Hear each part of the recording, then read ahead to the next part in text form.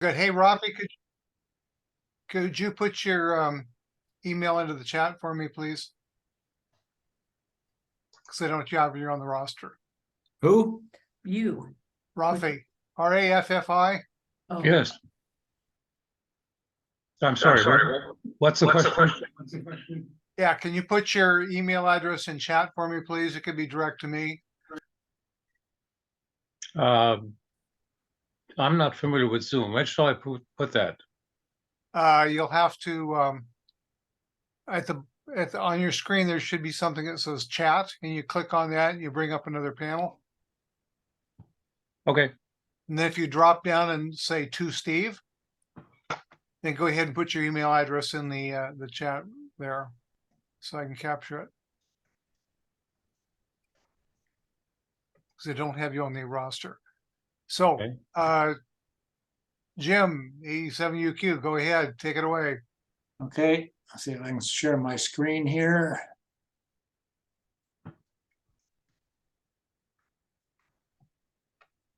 And get us onto slideshow. Okay, everybody seeing that? Is that Yes. okay? Yes, can see it. Okay. Okay, we're going to talk about element 2 in the, there's 10 elements in the technician class questions. This particular one is going to be on operating procedures, as Steve was saying earlier. What I'm going to try to do is go through some of the principles and background that covers the questions in this section. And then we'll go through each question that will be on the exam. You'll only get, let's say you get one question out of each section on the exam, and there's 3 sections here. So 3 of the roughly 36 questions that we'll go through, 3 of those will be on the exam. But we'll go through them all so you'll know what the right answers are for all of them.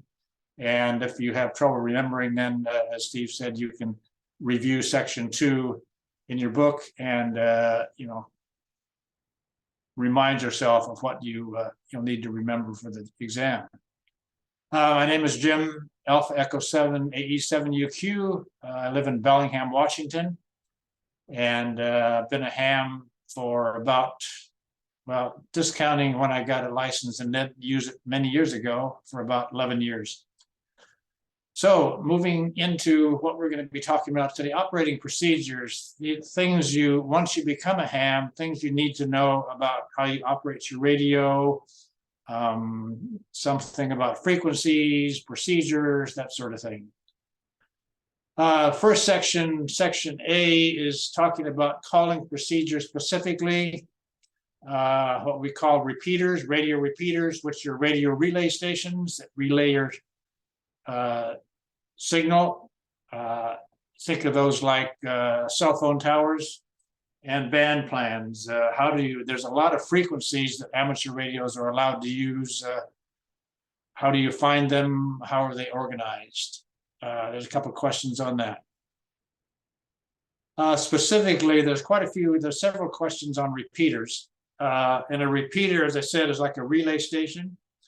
The way it works is, let's say that radio on the left here wants to call somebody who's quite a ways away and doesn't think that his radio will be able to contract with her radio because of the distance, because these are small radios and don't have a lot of range. But what they can do is call via a repeater, and that's a relay radio that's on the tower or some generally high location. And so they call in to the repeater station. The repeater station then, on a different frequency, sends out the same message, or the same call to the other radio. And this just carries on back and forth as long as you're doing it. The specifics, and some of these will show up on the exam. Specifically, again, the repeaters transmit and receive on different frequencies. So it'll come in on one frequency, and then the repeater radio will immediately send that message out, that signal out on a different frequency. So you're not trying to do the same at all on one frequency. And they do that by including an offset, what they call, it'll come in on one frequency and then a few kilohertz or megahertz difference is what it'll send it out on.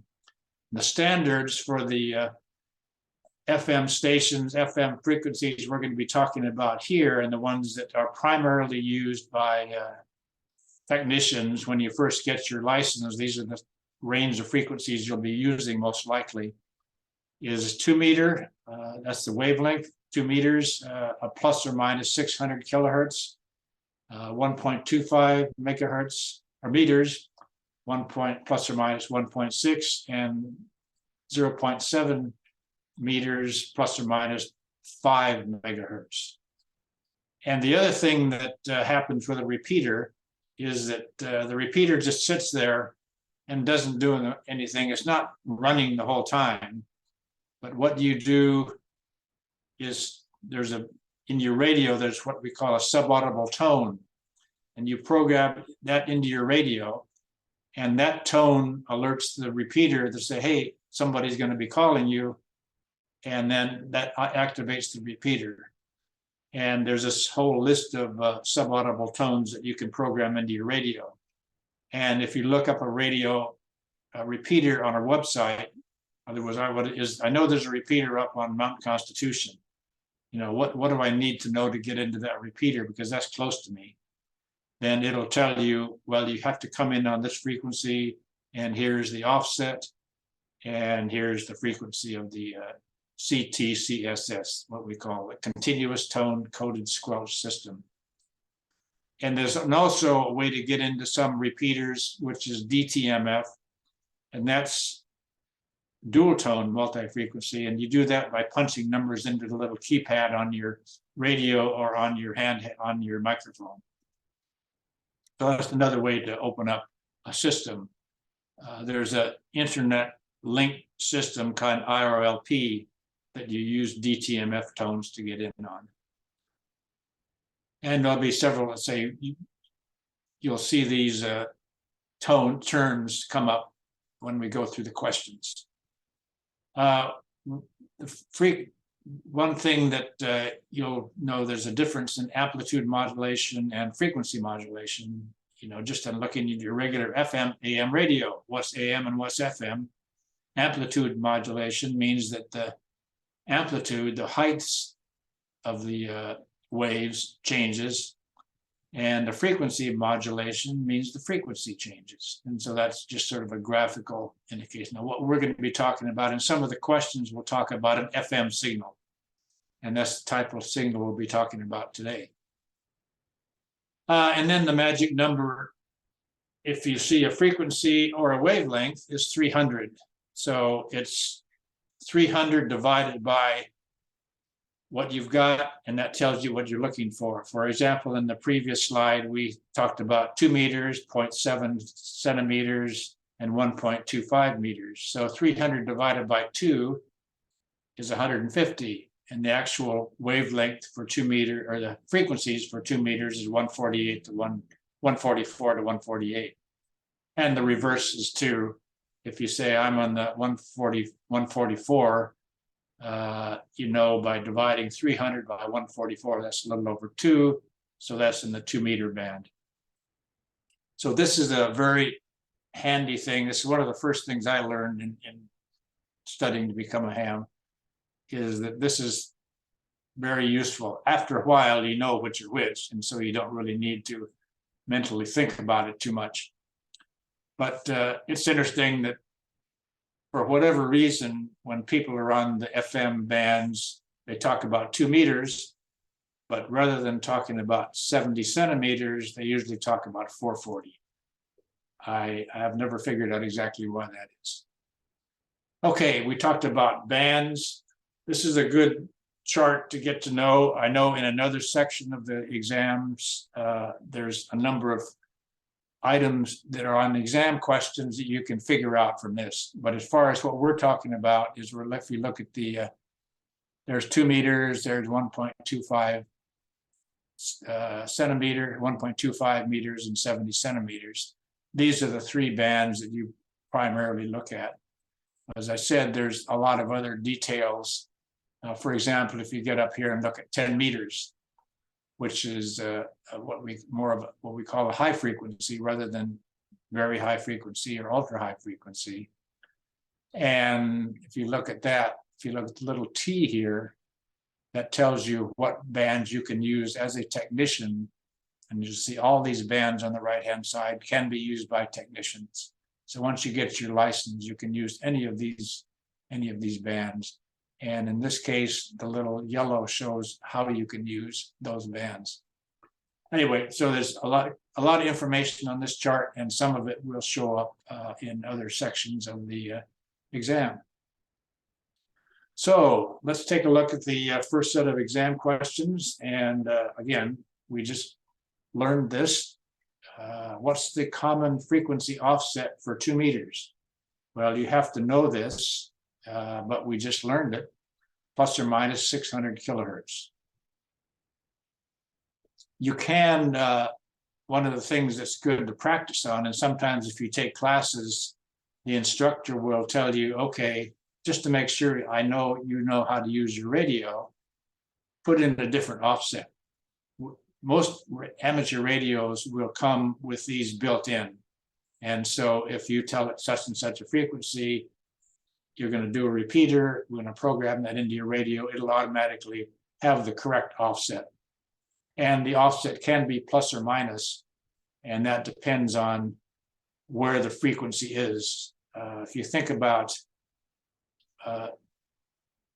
repeaters, there's a lot of repeaters have assigned frequencies, and if you recall the concept of a repeater, it has an input and an output frequency that says that every repeater out there has to have 2 frequencies assigned to it. And so you have to make sure in looking at overall, how do you organize the bands for amateur radio, that you've got room for everybody. And sometimes you'll get into a certain part of the country or an area and they say, well, gee, sorry, there are no more free frequencies. We're all full up with repeaters and other allocation of frequencies.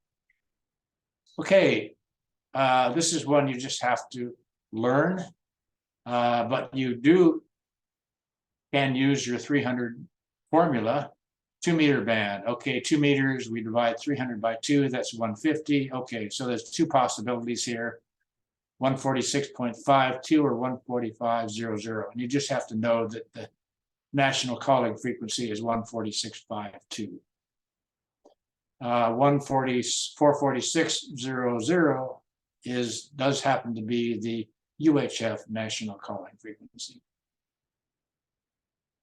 Repeater offset. Okay, this is the other repeater offset. One of the other repeater offsets we just learned on the chart previously. 70 centimeters. Again, 5 megahertz is the plus or minus offset. And again, you just have to learn this as what goes with 70 centimeters. But if you look at the, just intuitively, if you knew that 600 kilohertz was for 150 or 140, then this is 70 centimeters is 440, so proportionally it'll be a bigger number, which is a 5 megahertz. Okay, what is this is didn't talk about this earlier, but this is more into the procedures. And the thing to think about is 3 important things, really. One, the FCC always is going to want to make sure that you identify yourselves. Who are you? And in identifying yourself, you've said, I have an FCC license, and somebody can look you up, confirm that you've got an FCC license. And the other way is just sort of a protocol, is this is, if you're calling somebody else, it's just sort of like you're seeing somebody on the street. Hey, Bob, it's me, Fred. Same way here. You're going to call somebody, you call their name first, and then say who you are, identify who you are. And that's what the FCC wants to hear, that you're identifying yourself. So in this question, what's the appropriate way to call another station on a repeater if you want to know the other station's call, if you know the other station's call sign? So the right answer is, say the other nation's call sign, hey, Bob, this is me, Fred. So that is straightforward. And these other ones don't really accomplish that. So, hey, Bob, it's me, Fred. And question 5, how should you respond to a station calling CQ? CQ is basically saying, is there anybody out there that wants to talk? I'd like to talk to somebody. And again, what did we say? Essentially, they're saying, it's me. And so in responding to them, you say, hey, Bob, it's me, Fred. Again, the same procedure, their call sign and then your call sign. I want to talk, I'm responding to your request to talk. And again, remembering that protocol will get you to the right answer on this one as well. Which of the following is required when making on-the-air test transmissions? Well, what did we say? The FCC wants to know who you are, and everybody else wants to know who you are. And so you need to, if you're saying, I'm testing my radio, typically you'd say, this is, in my call sign, AE7UQ testing, or signal check, AE7UQ. I'm saying, is somebody out there listening? Can you give me a signal report? How's my signal? Am I scratchy? Am I coming in well? So identification is the key. And again, that's the thing to remember when you get your radio as well. And when you start getting on the air, is that and this will be other questions elsewhere in the exam or in the study, is you need to identify yourself every 10 minutes and at the end of every transmission. For example, the rules are different elsewhere. I participate in some Canadian nets, and the Canadian stations only have to identify themselves every half hour. So, got to identify yourself. What's meant by a repeater offset? Well, we've talked about that a lot. So, the difference between a repeater's transmit and receive frequency. So again, we've learned that, so we know these other ones don't really apply. And what's the meaning of the procedural signal CQ? Well, we just talked about that. It's calling any station. Hey, I'm here. I'd like to talk to somebody. CQ, CQ, AE7UQ, CQ, CQ. And you hear that a lot in contests. In other words, contests trying to talk to as many people as you can. And then what we call a field day. And a field day is a 24-hour contest, basically, to see how many other stations you can talk to. But CQ is the calling any station. Okay, this is similar to the testing question. What is the following? Which of the following indicates that a station is listening on a repeater or looking for a contact? Similar to one we just had, AE7UQ radio check. You would say AE7UQ. I'd say AE7UQ monitoring. That says I'm on frequency. I'm listening. So if anybody else is out there, let me know. Again, you could use CQ, but a lot of times monitoring just means for example, if you're sitting and working at your desk and you have your radio there, you might turn the radio on and say AE7UQ monitoring. So if anybody else is out there, they might want to start a conversation, or you might hear somebody else get on the radio and then you could jump in and say, hey, Bob, this is Fred. Have you heard about this? Or what's happening? Okay, next one, band plan. We talked a little about that, but what is a band plan beyond the privileges established by the FCC? And the band plan we looked at, that big blue chart, it lays out all the privileges that were established. But we also talked about the need to coordinate frequencies Because with the repeaters, you have an input and an output frequency, and both of those have to be allocated. And so the band plan is a voluntary guideline for using the different modes and activities within the amateur bands. And in Western Washington, we have the Western Washington Amateur Relay Association, I think, is something like that, WWARA. So all of the use of frequencies for amateur radio in our area, Western Washington, are coordinated by that volunteer group. And so if you say, I'd like to put up a repeater in my backyard or in my local mountain or hill, you have to go through that. You should go through them and say, okay, here's the frequency I'd like to use. Is that available? And here would be the offset. And so it would be these two frequencies. Is that okay in this area? And they'd say yes or no. And they might tell you, well, yeah, if you use these frequencies, yeah, we can fit you in. So it's a voluntary organization, but it's really necessary to make sure that a lot of people are trying to not talk on the same frequencies. What term describes the amateur station that is transmitting and receiving at the same time on the same frequency? As I said, when we talked about repeaters initially, it was specifically different input and output frequencies. But if you're close enough, and you can just talk on the same frequency, so input and output, and then Fred, I'm going to be, or Bob, I'm going to be on 146.52. Could you call me back? This is AE7UQ or Fred. Same way, and then they would come back on the same frequency rather than having an offset.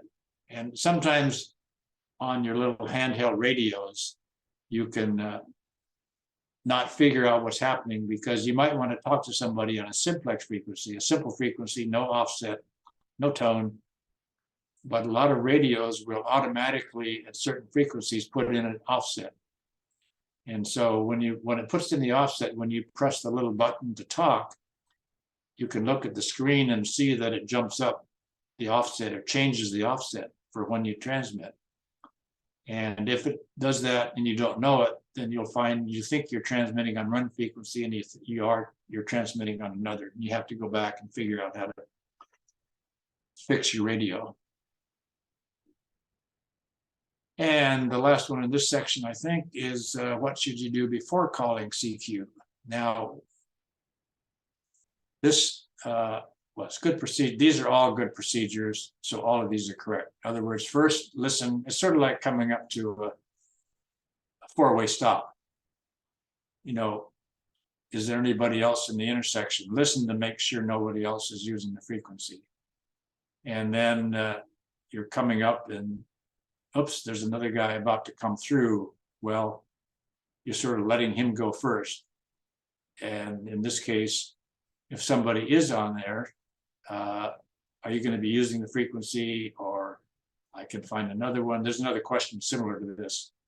And then make sure you're authorized. Remember that big band chart we saw earlier that tells you where you're authorized with your class of license to operate.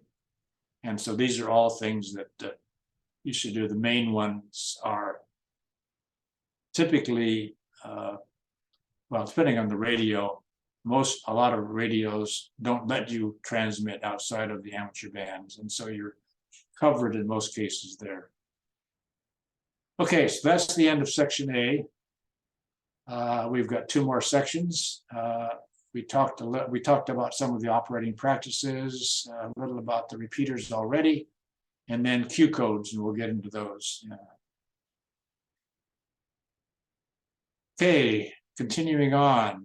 How is the UHF VHF transceiver's reverse function used?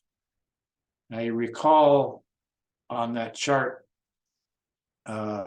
with the repeater antenna that we have one frequency calling into the repeater and another frequency going out.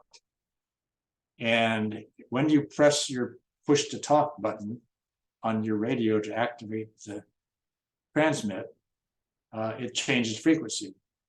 And for example, sometimes in using a repeater you'll hear somebody say, or on a network, a net of radio operators, somebody will say, I hear you on the input, which means that they're transmitting on the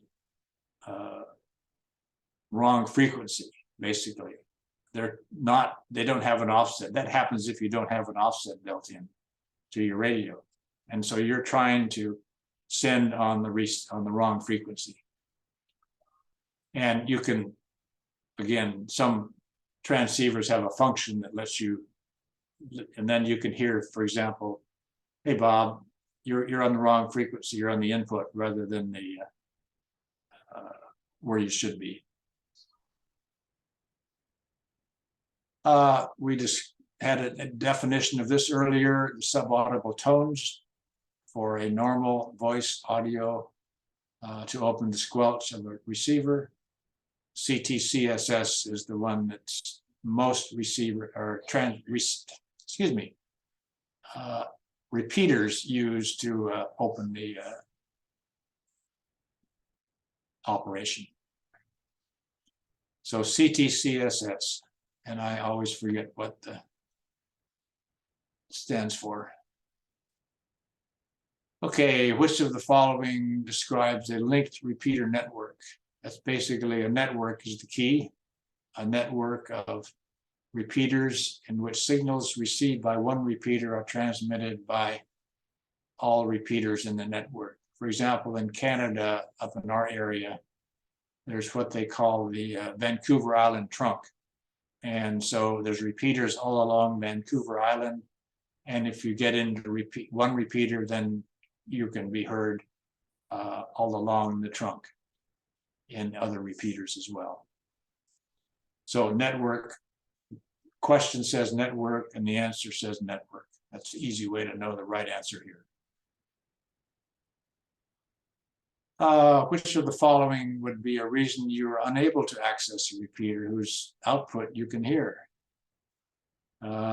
Improper offset. That's just similar to the inverse, in other words, listening on the input. Using the wrong tone, using the wrong code. So if you don't have your radio set up properly, programmed properly, then all of these can cause you to be able to access a repeater. Okay, what would cause your FM transmission audio to be distorted on voice peaks? And again, this is one you sort of have to know. Basically, talking too loudly. In other words, one of the sort of procedural things you learn is that you don't want to talk directly into a microphone, your microphone, because that tends to cause this sort of problem, distortion. And it's better to talk across the microphone, hold it sideways and talk across it. That's the proper procedure. And if you try it, you can really tell the difference. You can tell when somebody's, sort of talking right directly too loudly into their microphone. So talking too loudly can cause distortion. What type of signaling uses pairs of audio tones? This one you have to sort of learn. It's DTMF. And again, remember, this is the one where you punch in tones like you do on a touchtone phone. And so on your keypad, you'll punch in a code 2375 beep, beep, beep, boop. And that's how you got those signals into the radio. DTMF signals are used with the IRLP system, Internet Linking Repeater Project. Internet Repeater Linking Project, yeah. Okay, how can you join a digital repeaters talk group? And again, talk groups are usually talked about in what we call DMR radio. There will be questions elsewhere in the exam or elsewhere in the class on DMR. But basically, this is where you've got a digital program in your radio. And so you need a particular talk group will be identified by a particular code or number or whatever label And so you need to make sure that your radio's program has that group's ID you want to use. For example, the talk group that my group uses and Steve checks in on every Sunday night is the code is 31538. So Steve can put that code into his radio, and then through the network and the internet, his radio will find our talk group, and so we can talk on it every Sunday night. So you got to program it into your radio.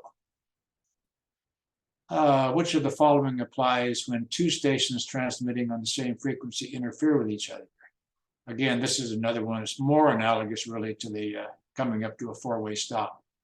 Basically, you know, you should negotiate to continued use of the frequency. Now, in a lot of times, if a frequency has been used, it's because the repeater owner who controls the repeater has agreed, yeah, we're going to let the Seattle radio group use this frequency on Sundays at 8 o'clock. And so if you come in at Sunday at 8 o'clock and it's being in use, then you'll basically say, well, we've already got prior approval to use the frequency at this time, and you should find another one. If it's just somebody else using it at the same time, you can say, well, same as a four-way stop. Okay, why don't you go ahead, wave them through, and then that's saying, okay, why don't you use this frequency? I can go to another frequency for what I'm trying to do. So that's the correct answer. Again, it's just courtesy. Okay, if it's not preordained, wrong word, reserved for another specific use, then just figure out between the two of you how you can sort it out.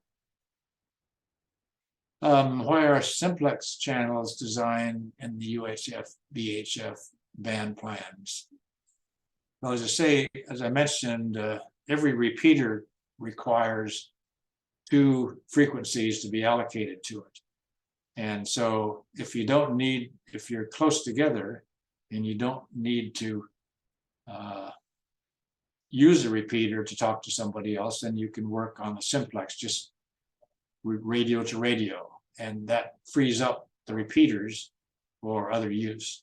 So it's just to simplify. And again, if you get on these days, most repeaters are not used all of the time or much of the time, but simplex frequencies are used even less. So you can almost always, 99.9% of the time, if you want to get onto a particular simplex frequency, it'll be free.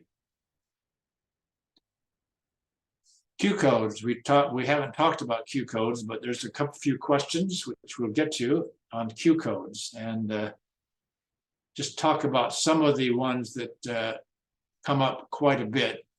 QRM is that interference. There's a lot of QRM. One of the guys on the radio, a friend of mine on the radio, often says there's a lot of QRM in the room for my grandkids. So interference from other signals or other noises. Some of the other ones that are you hear quite a bit. One of these QRZ, QRZ, who is calling me? That's basically, who are you?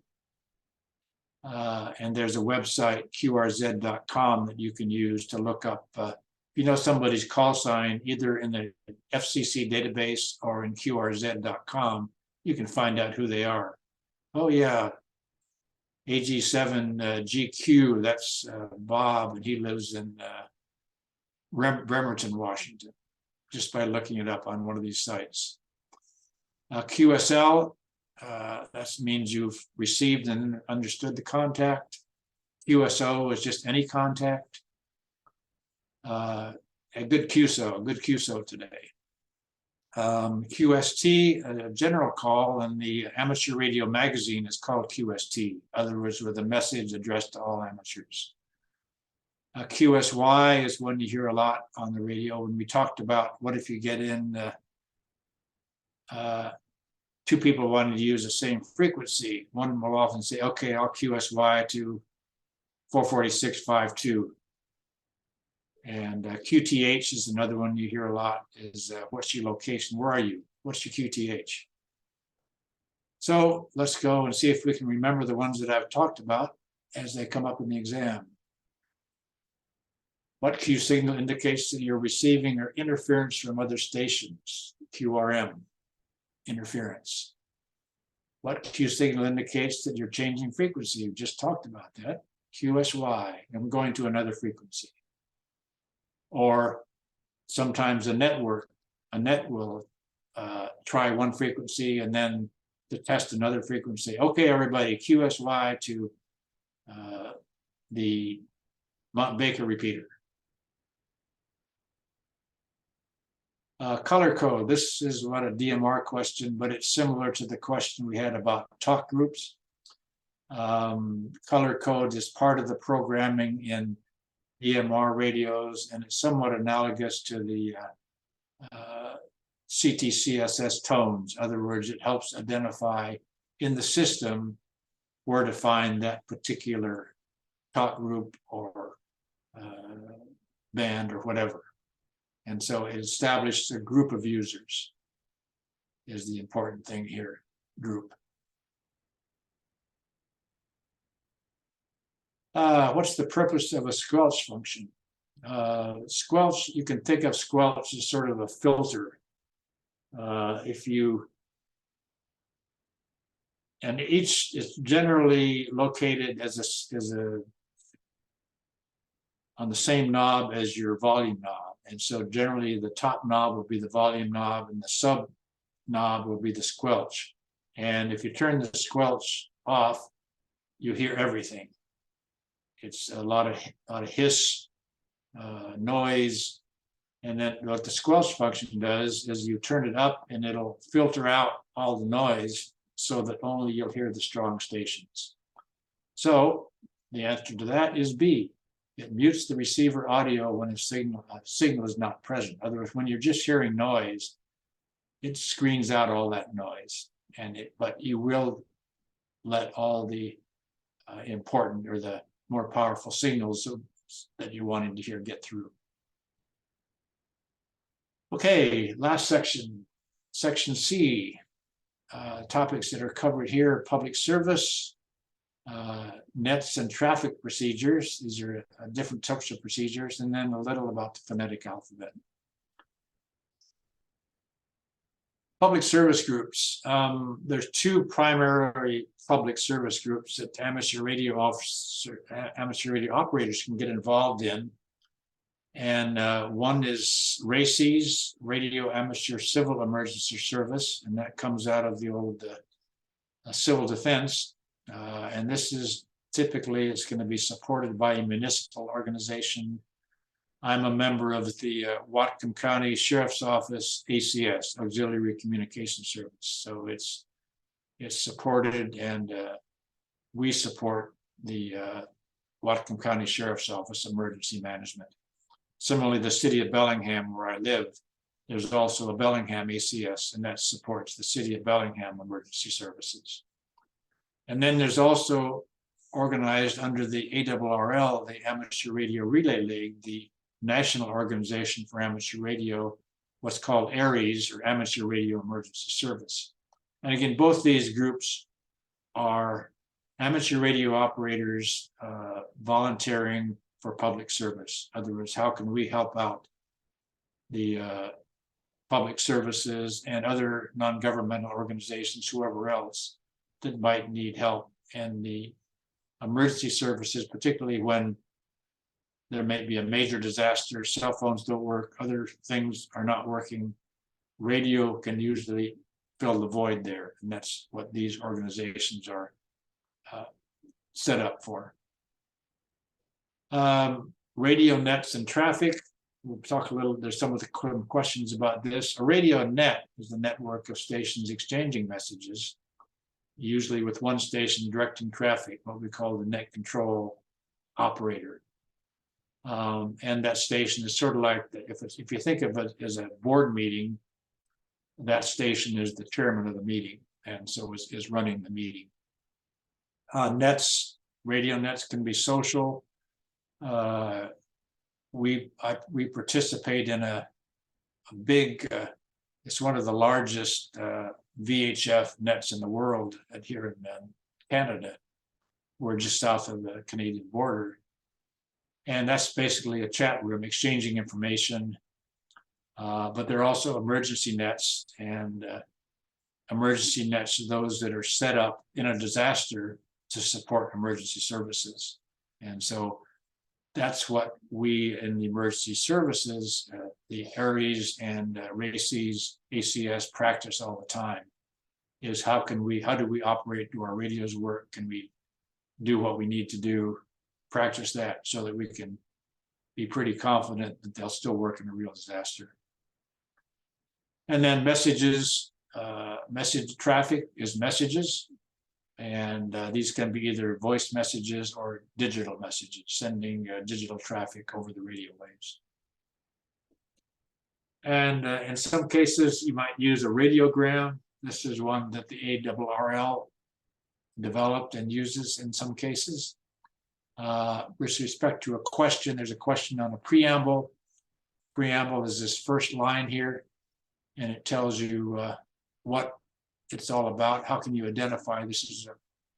Tells who the station that's originating it, where they're originating it, when, and then there's a question on this check. What does check mean? Check is what tells you how many words there are in the message. And again, these are, you try to limit these messages to 25 words.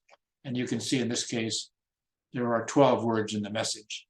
And so what you do with a radiogram is you read this over the air, and then the receiving station copies the message down.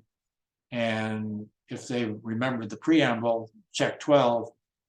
If they don't have 12 words on their message, the receiving end, then they'll come back and say, hey, I missed something. I've only got 11 or I've got 13, please repeat. And the International Phonetic Alphabet. This is good to know, and it's very useful. A lot of nets operate pretty much entirely on the phonetic alphabet. As I say, my call sign, AE7UQ, is Alpha Echo 7, Uniform Quebec. And the reason you want to use the phonetic alphabet is that it's sometimes hard to tell what somebody is saying, particularly if it's scratchy or you don't have a really good contact. For example, say W7 ABC or W7 ACB. Those can sound pretty similar if you don't really have a good connection, but Alpha Bravo Charlie sounds different than Alpha Charlie Bravo. And you can identify stations much easier if you're using the phonetic alphabet, particularly if you don't have a really good connection. Okay, last section. When do FCC rules not apply to the operation of an amateur station? For the purposes of this question, they always apply. Now, there's a related question that we'll get to later, and we'll get to the exception when FCC rules always apply. But for the purposes of this question, none of these are a reason that the FCC rules would not apply. Which of the following are typical duties of a net control station? Okay, we talked about net control. And in this case, remember, traffic director running the net, chairman running a meeting. C is the correct answer. Call the net to order and direct communications between stations checking in. A lot of nets will say this is a directed net, and that is exactly what that means. That you participate when directed by the net control station. So this is the proper answer here. What technique is used to ensure that voice messages containing unusual words are received correctly? We just went through this using the standard phonetic alphabet. This is particularly important if you're using, for example, you might be using let's say it's a medical net, and two people talking between hospitals, and one saying, well, if you look at any of the ads on TV, you know, some of these medicines are very odd names. You know, they might say, we need more Xanax here. And you can have a much more confident that you're getting the right message if you spell it phonetically. But in general, in something like that, we would like to be able to send the message digitally, and so you have no question that you've got the right message. What is RACES? We just talked about RACES and ARES. It's an FCC Part 97. Part 97 is the part of the FCC code that deals with amateur radio or civil defense, and RACES, civil emergency services. The C in RACES is civil defense communications during national emergencies. So we know that one. What does the term traffic refer to in a net operation? We just talked about this. Messages exchanged by net stations. So message traffic is messages. What is the amateur radio emergency service? A group of licensed amateurs who have voluntarily registered their qualifications and equipment for communications duty and public service. That's the definition. I think comes right out of the manual or whatever. So that's the correct answer. So voluntarily registered communications duty and public service. Which of the following is standard practice when you participate in a net? And again, we talked about this. Okay, unless you're reporting an emergency, transmit only when directed by the net control station. The net control station controls the net. And so this is the one to remember here. In other words, somebody's directing traffic. And so you only transmit when net control asks you to do so. Which of the following is a characteristic of good traffic handling? We talked about this a little in the context of using the phonetic alphabet, passing messages exactly as received. And that, again, the reason for the, on the radiogram, what is the check? So you know you've got the right number of words, you have a higher confidence that you've got the right message. Are amateur control operators ever permitted to operate outside the frequency privileges of their license class? Okay, this is the exception. Yes, but only in situations involving immediate safety of human life or protection of property. So only in dire emergencies can you, basically you try to get the message through in any means you can. So this is the exception. And they make reference to these other FEMA and RACES as they did in the other question, but in the other question, no, it's not an exception. We just talked about this. We just looked at this. What information is contained in the preamble of a formal message, formal traffic message? Again, the information you need to track the message. And again, if you recall that radiogram, it had the call sign, whoever had originated it. It had the check message, the check number, and the where it was from, the date, all the information you need to track that message. And we just talked about this. Check. Check is the number of words or word equivalents in the text message, text portion of the message. So you know you're receiving the same message that the sender is intending. And that's it. So any questions?